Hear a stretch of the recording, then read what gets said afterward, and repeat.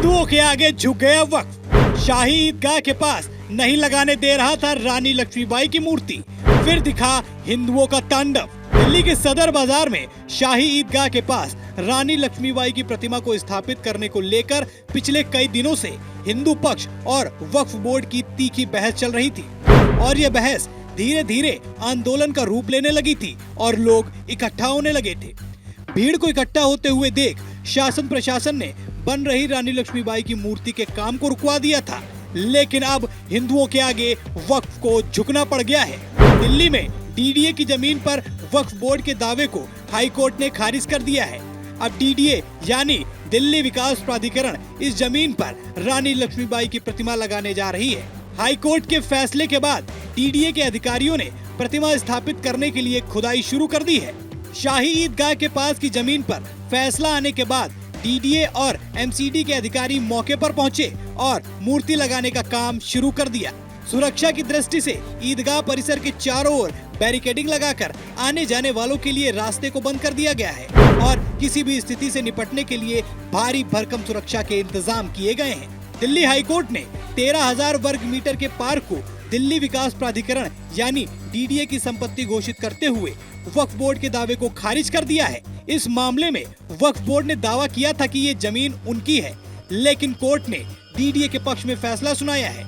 इससे रानी लक्ष्मीबाई की प्रतिमा की स्थापना का रास्ता अब बिल्कुल साफ हो गया है। इस मामले ने एक बड़ा तूल पकड़ने से पहले ही एक अंजाम को पा लिया है।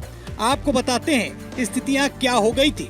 विवादित स्थान पर जहां रानी लक्ष्मीबाई की मूर्ति लगनी थी, वहां पर काम चल रहा था और उसके बाद वक्फ बोर्ड द्वारा उस जमीन पर अपना मालिकाना हक जताया गया और रानी लक्ष्मीबाई की मूर्ति लगाने का विरोध किया गया और इसके विरोध में हिंदू पक्ष के लोग भी इस बात का विरोध करने लगे और मामला तनावपूर्ण होने लगा। स्थितियां ये हो गई कि शासन प्रशासन को उस जमीन के आसपास के आने जाने वाले रास्तों पर बैरिकेडिंग लगाकर रास्ता रोकना पड़ गया और खुद डीएम को भीड़ से बात करके उसको शांत करना पड़ा और आश्वासन देना पड़ा कि हाई कोर्ट से जो फैसला होगा उस पर काम किया जाएगा।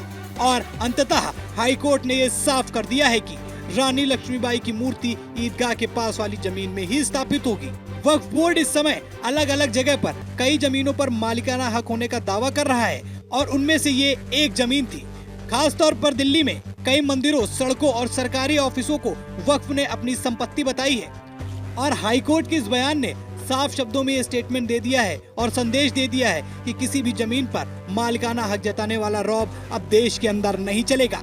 वक्फ को लेकर इस समय देश में जुबानी जंग छिड़ गई है जब से संशोधन की बात सामने आई है और कई प्रदेशों में वक्फ की संपत्तियों पर सरकार ने एक्शन लेते हुए उन्हें कब्जा मुक्त कराया है और दिल्ली में हाई कोर्ट के फैसले ने वक्फ को एक बार और फिर से जोर का झटका दे दिया है। हाई कोर्ट के इस फैसले पर आपकी क्या राय है? क्या हाई कोर्ट ने सही किया? और साथ ही ये बताएं कि वक्फ बोर्ड जिस तरीके से पूरे देश में कई संपत्तियों पर अपना मालिकाना हक जताने का प्रयास कर रहा है, इसके लिए सरकार को किस तरीके का एक्शन लेना चाहिए? अपनी राय कमेंट सेक्शन में हमसे जरूर साझा करें। वीडियो अच्छी लगी हो तो वीडियो को लाइक और शेयर करें। चैनल पर नए हैं तो चैनल को सब्सक्राइब करें। फिर मुलाकात होगी एक नए वीडियो के साथ अपना उत्तर प्रदेश न्यूज पर। तब तक के लिए धन्यवाद।